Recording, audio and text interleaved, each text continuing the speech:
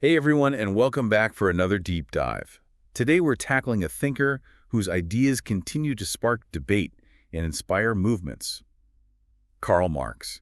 Yeah, it's really remarkable how relevant his work still feels, even though he was writing in the 19th century. Like he was looking ahead at the problems we're facing right now. It's kind of mind-blowing when you think about it. So to kick things off, let's talk about one of Marx's key concepts, historical materialism. It sounds pretty academic, but bear with me, it's actually a really interesting idea. It is, and the best way to think about it is this. Marx believed that economic systems are the foundation of any society. Everything else, from culture and laws to politics and even art, is shaped by the way goods are produced and distributed. So basically, how we make and share stuff determines pretty much everything about our lives. Exactly. And Marx argued that history unfolds through a series of struggles between different social classes over control of these economic systems. He called this class struggle. Ah, yes, class struggle, a term we hear a lot even today. So who are these classes that Marx was talking about? Could you break that down for us? Sure. Marx primarily focused on two main classes, the bourgeoisie and the proletariat. The bourgeoisie are the owners of the means of production, meaning the factories, land, and capital. On the other hand, you've got the proletariat. They're the workers who sell their labor to the bourgeoisie. And Marx argued that this relationship is inherently unequal, with the bourgeoisie holding all the cards and exploiting the proletariat. So it's like a game that's rigged from the start. You could say that. And this brings us to another important concept, alienation. Think about it. Have you ever felt like just a cog in a giant machine at your job? Like you Yeah. don't have any real control over what you're doing or how you're doing it? I think most of us have felt that way at some point. That's alienation. Marx believed that capitalism separates workers from the products of their labor, the creative process itself, their own potential, and even from their fellow workers. It's like the system dehumanizes you, turns you into just another input in the production line. Exactly. And speaking of production, let's talk about surplus value, which is a key part of Marx's critique of capitalism. Basically, Marx argued that workers create more value through their labor than they receive in wages, and the difference, that extra value, is what he called surplus value. So the capitalist gets to keep that surplus value as profit. Right, and Marx saw this as the root of exploitation. It means the people who are doing the actual work are not fully benefiting from the value they create. It's almost like baking a cake and only getting paid for the ingredients, not for your time, skill, or the delicious cake itself. Perfect analogy. Now, Marx was clearly a sharp critic of capitalism, but he didn't just point out the problems. He also had ideas about where things were heading. So did he see a way out of this system? Or is he all doom and gloom? Well, he was a bit of both. Marx believed that capitalism, despite its ability to innovate, would eventually collapse because of its own internal contradictions, like the constant drive for profit leading to overproduction and economic crises, or the widening gap between the rich and the poor. He thought these things would eventually lead to a revolution led by the working class. A full-blown revolution, Yeah, like storming the Bastille, but for capitalism. right. But on a global scale, Marx imagined the proletariat rising up, taking control of the means of production, and establishing a new society based on communism, a classless, stateless system. That's a pretty radical vision. But has communism ever actually worked in the real world? That's a really complex question, and one that's been debated for a long time. The idea of a truly classless, stateless society is very difficult to achieve, and the history of attempts to implement communism is complicated. I can imagine. It's easy to critique what's wrong, but creating a whole new system is a different ballgame altogether. It is. But even if pure communism is difficult to put into practice, Marx's critique of capitalism is still very relevant. His ideas help us to understand the problems with our economic system and the challenges we face. So we're saying that even though he might not have all the answers, his analysis is still valuable. Absolutely. His work helps us think about things like growing inequality, unstable work conditions, and even the global impact of capitalism. It's all still very relevant. Okay, I'm starting to see why Marx is still such a big deal today, but I think it would be helpful to break it down a bit more. Can we talk about some of the pros and cons of his teachings? Absolutely. On the plus side, his focus on social justice and his critique of inequality have had a huge impact. Think about things like progressive taxation and labor unions. Those are all rooted in Marx's thinking about the need for fairness and worker rights. So he wasn't just complaining, he was actually trying to make things better. Exactly. But of course, there are also criticisms of his ideas. Some people argue that he oversimplifies complex economic systems and that his vision of a classless society is too utopian, too good to be true. So it's a mixed bag then. Great ideas, but difficult to put into practice. That's a good way to put it. Yeah. And we also have to acknowledge that some communist regimes, while claiming to be inspired by Marx, have actually ended up being authoritarian and oppressive. Right. Good intentions don't always lead to good outcomes. It's a reminder that even revolutionary ideas need to be implemented carefully. So, with all that said, is Marx just a figure from the past? Or are his ideas truly relevant in our modern, tech-driven world? I'd say they're more relevant than ever.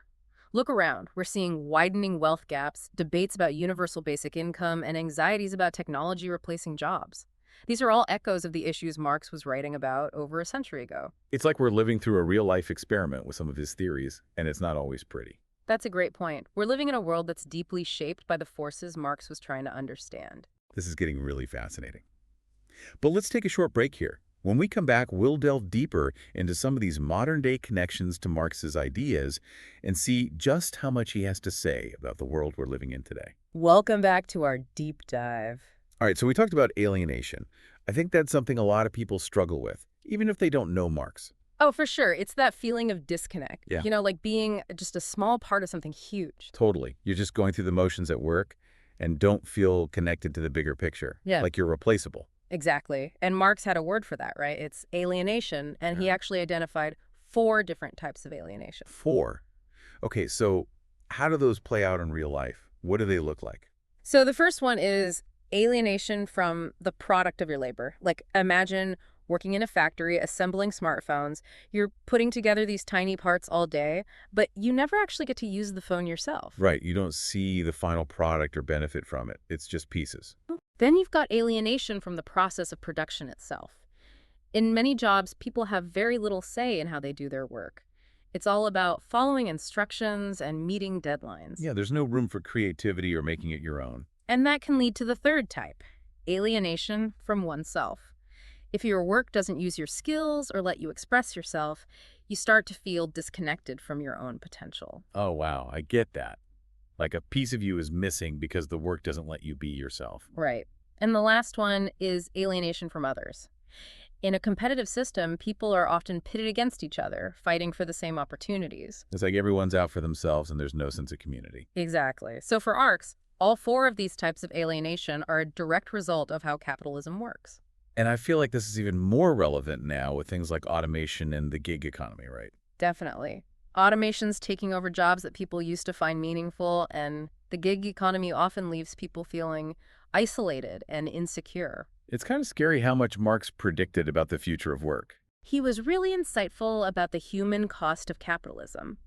Now, speaking of predictions, remember how Marx believed that capitalism would eventually lead to a revolution? Yeah, that's a pretty intense idea. I mean, it sounds dramatic, but do you think it's actually possible? Revolutions can be messy and unpredictable. You're absolutely right. Revolutions are super complex, and history's full of examples where they didn't go as planned. Like the Soviet Union. It was supposed to be a workers' paradise. But it turned into something very different. Right. And it's important to remember that Marx didn't lay out a step-by-step plan for how a communist society would actually work. So do you think he was being naive or just overly optimistic? I think it's more nuanced than that. Remember, he was writing during the Industrial Revolution when things were changing really rapidly. It was a crazy time with a lot of social problems. Exactly. So he was responding to those conditions. And even though his specific ideas about revolution might seem a bit far-fetched now, his critique of capitalism is still super important. Yeah, he was challenging the power structures of his time. And that's something we can learn from. We can apply his insights to the struggles for social and economic justice that are happening today. Okay, so even if we don't buy into the whole revolution thing, we can still find value in his analysis. Absolutely. Marx's work forces us to think critically about power, inequality, and the human consequences of economic systems. And that's definitely something we need to do, especially now. Right. We have a responsibility to work towards a more just and sustainable world, even if the path isn't clear. I like that. So I think we've covered a lot about revolution, but let's shift gears a bit. When we come back, we'll explore how Marx's ideas are being applied and reinterpreted in the 21st century. We're back and ready to rack up our deep dive into Karl Marx. It's been a really interesting journey. It has. So we've talked a lot about his critiques and theories, but it's important to remember that Marx's ideas didn't just stay on the page, they actually had a real impact on the world. Right. His work has been incredibly influential, both in terms of social movements and actual policy changes. Like, think about labor unions. They were a direct result of Marxist thinking about worker rights and the need for collective action. So those early labor movements that fought for better working conditions and fair wages were inspired by Marx. Absolutely. They took his ideas about exploitation and class struggle and turned them into action. And we're still benefiting from those struggles today. I mean, a lot of the worker protections we have now are because of those early movements. That's pretty amazing. And what about his impact on social policy? I know some people associate Marx with more radical ideas, but did his thinking influence more mainstream policies as well? Oh, yeah, definitely. A lot of social policies that aim to reduce inequality and create a fairer society have roots in Marxist thought, like universal health care or social security or progressive taxation. Those are all attempts to address the problems of inequality that Marx was writing about. So even in systems that might seem opposed to his ideology, his ideas are still present. Exactly. And it's not just about formal policies. Marx's work has also inspired countless grassroots movements and activist groups fighting for social justice. Like which ones? Can you give us some examples? Sure, think about the Occupy Wall Street movement, which was all about highlighting the growing gap between the rich and the poor, or the Black Lives Matter movement, which is challenging systemic racism and police brutality. These movements, while they have their own specific goals, all draw on that same spirit of critique and resistance that you find in Marx's work. They're taking his ideas and applying them to the struggles of today. Exactly, and that's part of what makes Marx so relevant. His work speaks to these ongoing struggles for justice and equality. So even though he died over a century ago, his ideas are still very much alive and being reinterpreted in new ways. Right. And one really interesting area where we see that is in the growing field of eco-Marxism. As we face the climate crisis, Marx's critique of capitalism's focus on profit above all else is becoming more and more relevant. So it's not just about workers and capitalists anymore. It's about how capitalism impacts the planet as a whole. Right. Some scholars argue that Marx actually anticipated these ecological problems. He saw how capitalism's drive for endless growth could lead to environmental destruction. So what's the solution? Does Marx offer any answers? Well, some people believe that his ideas about collective ownership and democratic control of resources could provide a path toward a more sustainable future. So maybe his ideas can help us not only create a fairer society, but also a healthier planet. Maybe. I mean, it's not a simple fix, but I think Marx's work gives us a powerful framework for understanding how all these issues, social, economic, and environmental, are connected. Yeah, it's all part of the same system. And as we've seen throughout this deep dive, Marx's ideas are still incredibly relevant in the 21st century. Absolutely. He forces us to think critically about how power operates in the world and how economic systems shape our lives and our planet. And ultimately, he reminds us that we have the power to change things, to imagine and create a better future. Exactly. It's about recognizing that we're not just passive bystanders. We can all be part of shaping a more just and sustainable world. Well said. Thank you so much for joining us on this deep dive into the world of Karl Marx. We hope you found it insightful and maybe even a little bit challenging. Yeah, it's been great discussing these ideas with you. And to our listeners out there, keep exploring, keep questioning, and never stop learning. And remember, as always, the journey of discovery never ends.